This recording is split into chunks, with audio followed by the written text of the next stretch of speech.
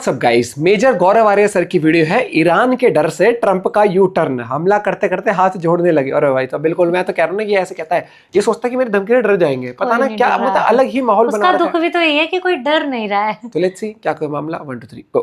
भाई ने फिर अपना मन बदल लिया। इस बार फिर भाई ने चूरन दे दिया। डोनाल्ड ट्रंप कह रहे हैं लड़ाई खत्म हो गई। अच्छा, लड़ाई खत्म हो गई, ईरानियों को नहीं पता, इजरायलियों को नहीं पता, पूरी दुनिया को नहीं पता, even the Americans don't know कि लड़ाई खत्म हो गई है। ईरान क्यों मानेगा? आज की तारीख में ईरान का यह मानना है कि वो ज्यादा बेहतर पोजीशन में है। 28 फरवरी से पहले वो ज्यादा बेहतर पोजीशन में है। कोई एस्केलेशन नहीं, कुछ नहीं। इनके सारे एस्केलेशन सोशल मीडिया पे हैं। ये पूरी लड़ाई डोनाल्ड ट्रंप ने सोशल मीडिया पे लड़ी है। भाई ने 40 बार डील करवा दी। हो गई है डील। सब लोग परेशान है इससे। अब सब लोग परेशान है, इसके दोस्त, इसके दुश्मन सब इससे परेशान है कि चाह क्या रहा है। मतलब ये खुद कंक्लूड, मुझे लगता है कि एक होता था ना मिलिट्री की पावर दिखाना, अब ये सोचता है कि सोशल मीडिया की पावर। पता लेकिन अब इसने वो चीज खत्म कर दी कि यूएस प्रेसिडेंट अगर सीरियसनेस बोल रहा है तो लोग बोल, अब ये हो गया है कि सीरियसनेस। जय हिंद दोस्तों, मैं हूं मेजर गौरव आर्य और आप देख रहे हैं द चाणक्य डायलॉग्स। भाई ने फिर अपना मन बदल लिया। He has again changed his mind। और दोस्तों, हम आपको बताएंगे कितनी बार इसने अपना दिमाग बदला है। जब से ये लड़ाई शुरू हुई है, इसने डील का शब्द जो है या फिर डील ईरान के साथ हो गई है, बस मान गए हैं, भीख मांग रहे हैं मुझसे, बस यूं हुई डील, इसने कितनी बार बोला है। इस बार फिर भाई ने चूरन दे दिया। चलिए मैं आपको समझाता हूं ये पूरा मामला हुआ क्या है डोनाल्ड ट्रंप का। अब ये दोस्तों हमने लिया है CNN से। We ended the war with Iran today, Trump says. Trump कहते हैं कि हमने लड़ाई खत्म कर दी है। डोनाल्ड ट्रंप जो कल तक बम चल रहे थे, कल तक मिसाइल चल रही थी, हमने कवर भी किया था, डोनाल्ड ट्रंप कह रहे हैं लड़ाई खत्म हो गई। अच्छा, लड़ाई खत्म हो गई, ईरानियों को नहीं पता, इजरायलियों को नहीं पता, पूरी दुनिया को नहीं पता, even the Americans don't know कि लड़ाई खत्म हो गई है। उसने कर दी है। भाई को पता है लड़ाई खत्म हो गई। He knows. अब ये देखिए, President Donald Trump claimed that the United States had ended the war with Iran today after asserting earlier that the two sides had agreed on a very strong memorandum of understanding. I don't know if you've heard, but we ended the war with Iran today. कुछ भी, ये कुछ भी बोलते हैं, ठीक है? They have agreed never to have a nuclear weapon, something that we insisted on, and that was the whole purpose. That was 95% of it. ऐसा कुछ भी नहीं है। ईरान ने अभी तक अग्री नहीं किया है कि हम न्यूक्लियर वेपन्स नहीं रखेंगे। और एक बात बताइए, ईरान क्यों मानेगा? आज की तारीख में ईरान का यह मानना है कि वो ज्यादा बेहतर पोजीशन में है। 28 फरवरी से पहले वो ज्यादा बेहतर पोजीशन में है। It has been able to defy the United States, it has been able to defy the world super power and successfully. वो क्यों मानेगा इनकी बातें? और मैं तो सल्यूट करता हूं बेंजामिन नेतन्याहू को। वो बंदा स्मार्ट है, वो पहले समझ गया था। आपने देखा पिछले 2 महीने से इजराइल ने कोई एक्शन नहीं करा ईरान के ऊपर। जो इनिशियल फेज में किया वो किया, उसके बाद जब से सो कॉल्ड ये सीज फायर हुआ है, आपने इजराइल को पता था ये बंदा डुबाएगा यार। मुझे ऐसा लगता है इजराइल को पता था। उसने बोला कि लेबनान जो अपना नेबर है उस पर फोकस करो, ईरान को बाद में देखेंगे। उसने हवा निकाल दी हिजबुल्लाह की, मार मार के हलवा बना दिया हिजबुल्लाह को। लेकिन आपने कभी देखा इसमें कि ईरान ने कुछ करा है ना? अब दोस्तों, इसमें इजराइल ने हाथ नहीं रखा अपना पूरा। जब ईरान ने मिसाइल मारी तो उसने जवाब दिया, उसने इनिशिएट नहीं करा। उसके बाद सबसे कमजोर कड़ी डोनाल्ड ट्रंप है इस पूरी लड़ाई में। Not the American state, not the American military, it is Donald Trump, the weakest link in the chain. ये देखिए साहब, Iran foreign ministry spokesperson tells the state media no agreement has been finalised. अब ये देखिए साहब, इस्माइल बागई हैं। Ismail Bagai is जो उनके MEA, ministry of external affairs, उनका जो फॉरेन मिनिस्ट्री है उसका स्पोक्सपर्सन है इस्माइल बागई, राइट? हम लोग जैसे MEA बोलते हैं यहां पे, सो उनकी फॉरेन मिनिस्ट्री है, उनका स्पोक्सपर्सन है। यहां पे डोनाल्ड ट्रंप कह रहा है, ईरानियों को और पता लग गया कि कैसे इसको नीचे दिखाना है, कैसे इंसल्ट करनी है, ईरानियंस को समझ में आ गया। अब ईरान का प्रेसिडेंट कौन है? ईरान का प्रेसिडेंट कौन है आप ये बताइए, और यूएस का प्रेसिडेंट कौन है ये बताइए। अब जब यूएस का प्रेसिडेंट बोलता है तो कायदे से ईरान के प्रेसिडेंट को जवाब देना चाहिए, ठीक है? पर पेजेश्कियान साहब ने आज तक को जवाब दिया है, डोनाल्ड ट्रंप का नहीं। वो मुंह नहीं लगाते। उन्होंने spokesperson of the foreign ministry Ismail Baghaei को बोला कि भाई आप जवाब दो। वो जवाब दे रहे हैं। और वो क्या कह रहे हैं? ऐसा कुछ भी नहीं हुआ है। कह रहा है मेयरली स्पेक्यूलेशन है यार, हमने कोई डिसीजन नहीं लिया। और ये कहते हैं status of negotiations was clear to us and a large portion of the text had already been finalized. However, the Americans kept changing their positions. He added that Iran had proven that it does not compromise on what it is defined as its red lines. तो Iran ने बता दिया हमारी red lines है, उस पर हम compromise नहीं करेंगे, वो खुल के बोल रहा है। और ये भी बोल दिया कि कहीं ना कहीं कुछ बातों पे बात political level, even at a bureaucratic level, Ismail Baghaei is at best, you know, in the middle management of things. He is the spokesperson. So he's an important person, no doubt. किसी भी foreign ministry का spokesperson होता है वो बहुत एक important person होता है, is the face, but that does not mean that is making policy, national policy वो नहीं बना रहा है। अब वहां पे मसूद पेजेश्कियां बैठा है, वो कुछ नहीं कह रहा।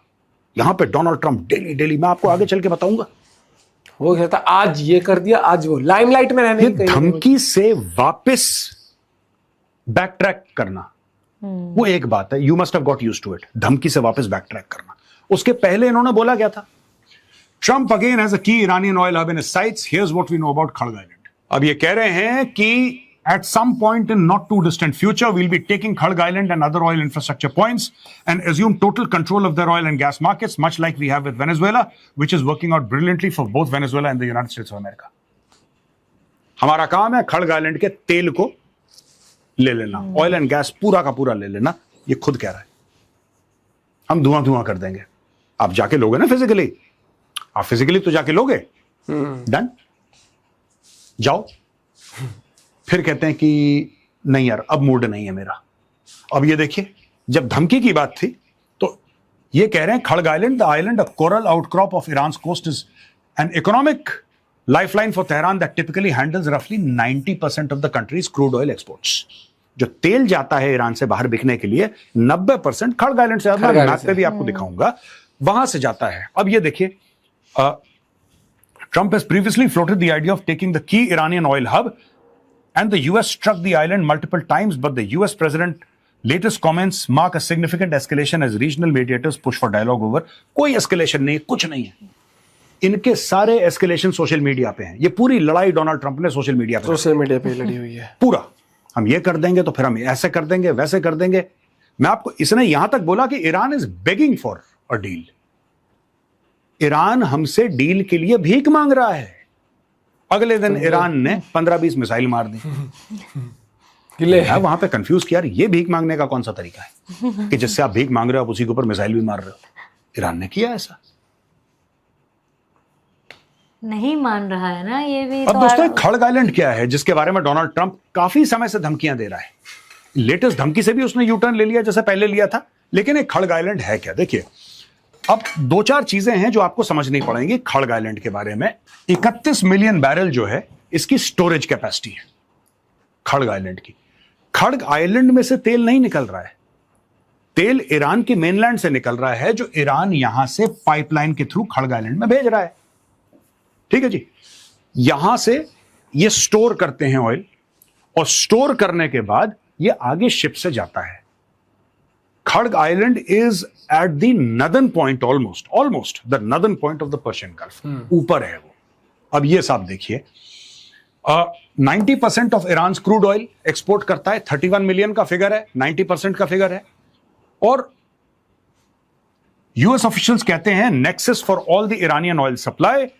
1984 में, 1984 में एक CIA की रिपोर्ट थी जो बाद में डीक्लासिफाई हो गई।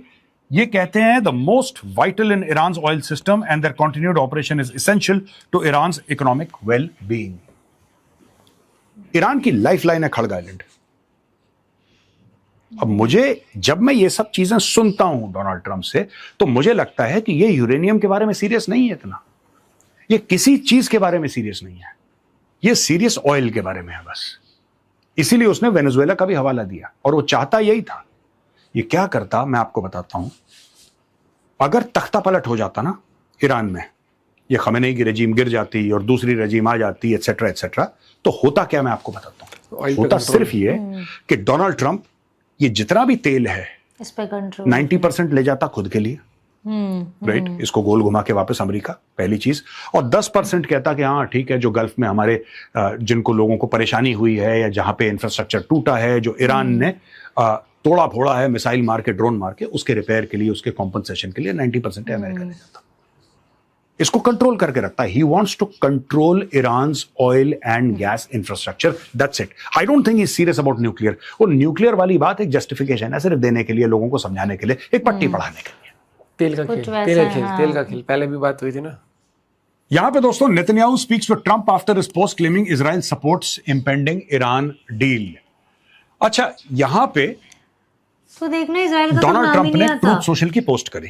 है ना. पॉइंट बिल्कुल सही ईरान है. वर्सेस यूएस रह ट्रूथ गया सोशल की ये. पोस्ट करी, बोला कि हमारी ईरान की लीडरशिप से एक डील हो गई है और डील में सपोर्ट करने वाले हमें United states, Israel, Saudi Arabia, और यूएई, इनके कतर, ऑफिशियल से बात टर्की, भी करी पाकिस्तान, क्या? Bahrain, Kuwait, Jordan, Egypt and others. Pakistan का सपोर्ट किया. ठीक है जी. और ये कहता है the Islamic Republic of Iran have been brought to the highest levels of Iranian leadership and approved. I have, as President of the United States of America, cancelled the scheduled strikes and bombing against Iran this evening. Discussions and final points have been in both concept and great detail, approved by all parties involved, including. तो अब ये कह रहा है कि साहब सब लोग मान गए और ईरान के साथ डील होने वाली है. ठीक है. जो इसने बोला था ना, मैं नस्त नाबूद कर दूंगा ईरान को, उसकी हस्ती मिटा दूंगा, ये लंबी लंबी फेंक के छोड़ के, उसके बाद बोला, ये कर दिया कि अब मैंने पोस्टपोन कर दिया स्ट्राइक्स. अब मैंने बोला कोई स्ट्राइक्स नहीं होंगे, आप यू डोंट वरी. ठीक है जी. नेतन्याहू कंफ्यूज्ड कि भाई साहब आपकी हमारी बात कब हुई, आपकी हमारी बात कब हुई. मुझे तो याद नहीं है कि आपने मुझे बताया कि मैं कोई डील कर रहा हूं ऐसी और आप मानी और डील का ये. बाकी सारे के सारे देश इसने तो बता दिया. अब जैसे फॉर एग्जाम्पल पाकिस्तान कभी मुंह नहीं खोलेगा. पाकिस्तान को हवा ही नहीं किया क्या कर रहा है, इसको हवा ही नहीं है. राइट. बाकी देश चुपचाप बैठे हैं दुपक के, क्योंकि लोग ये सोचते हैं यार इसके मुंह कौन लगेगा, कल इन्हीं को बोल देगा कि तुमने इतनी चोंच खोली, उसकी वजह से फिर से लड़ाई शुरू हो गई. तो सब चुप बैठे हैं.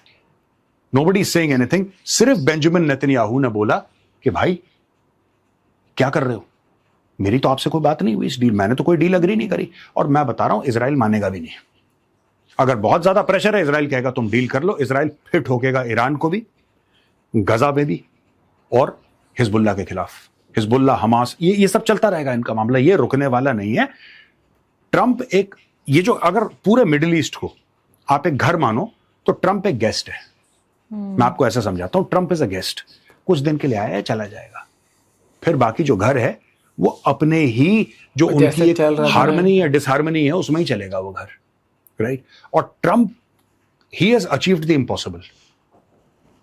कई ऐसे यूएस प्रेसिडेंट रहे हैं जिन्होंने अपने दुश्मनों को कंफ्यूज कराया है.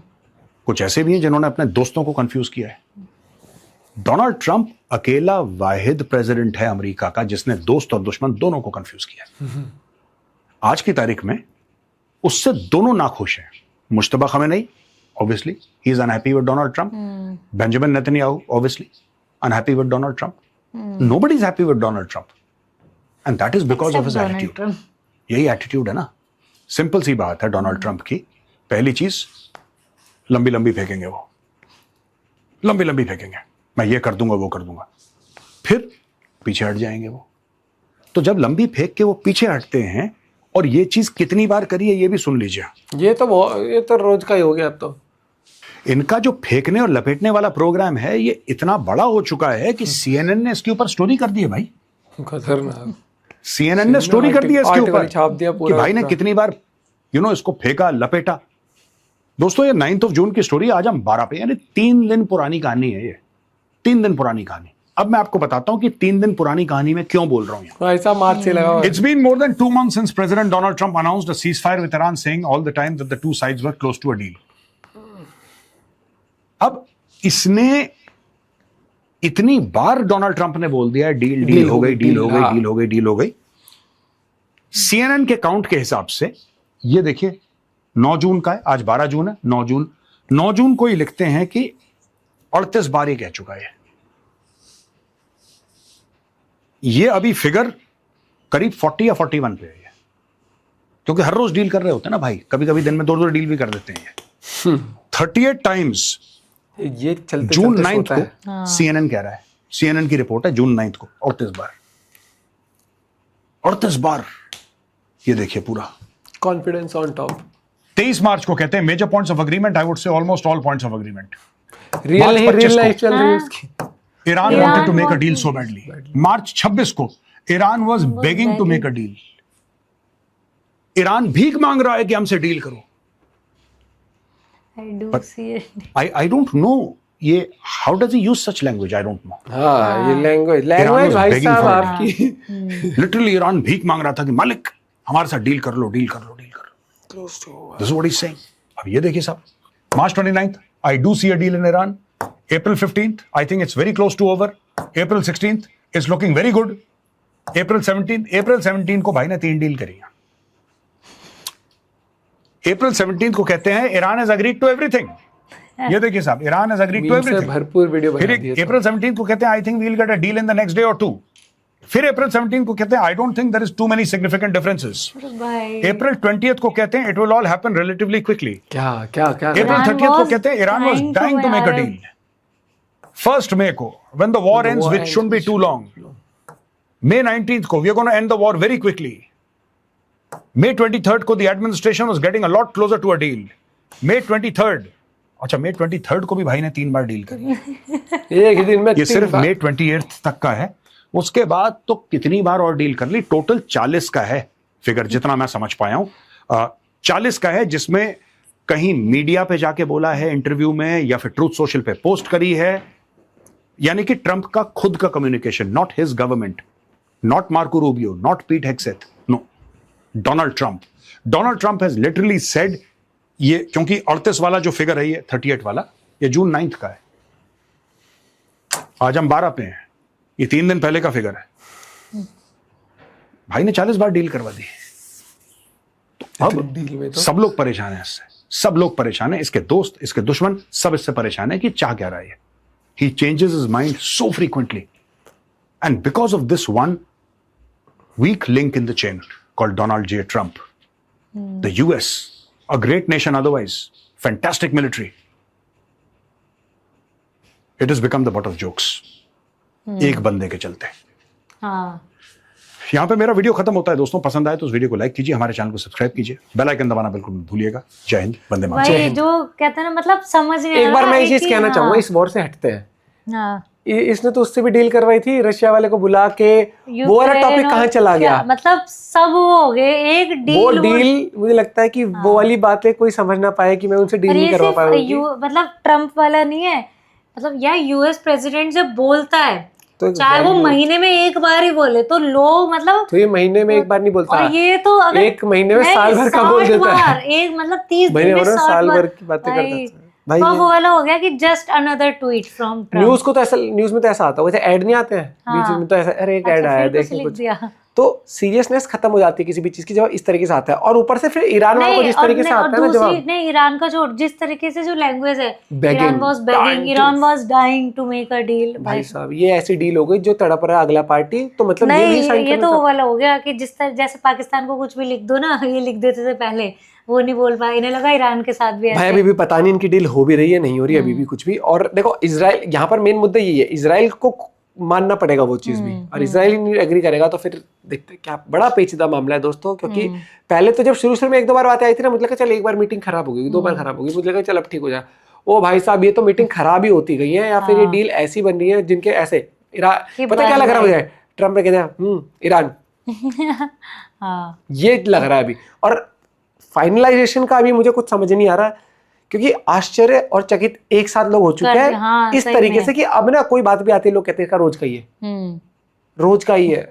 भाई यार लिटरली मतलब इस टॉपिक पे डिस्कशन करने के लिए भी कुछ नहीं बचा कि क्या डिस्कस करें, कि क्या आज सीरियस है ट्रम्प या आज सीरियस नहीं है कि वो डील होने वाली है, या क्योंकि ईरान वाले सीधा नकार देते हैं कि नहीं हमारी ऐसी कोई है नहीं, we are not even close to deal, ऐसा ऐसा। और पॉइंट भी शेयर करेगा दोस्तों, मिलते हैं वीडियो के साथ। जय हिंद, जय भारत।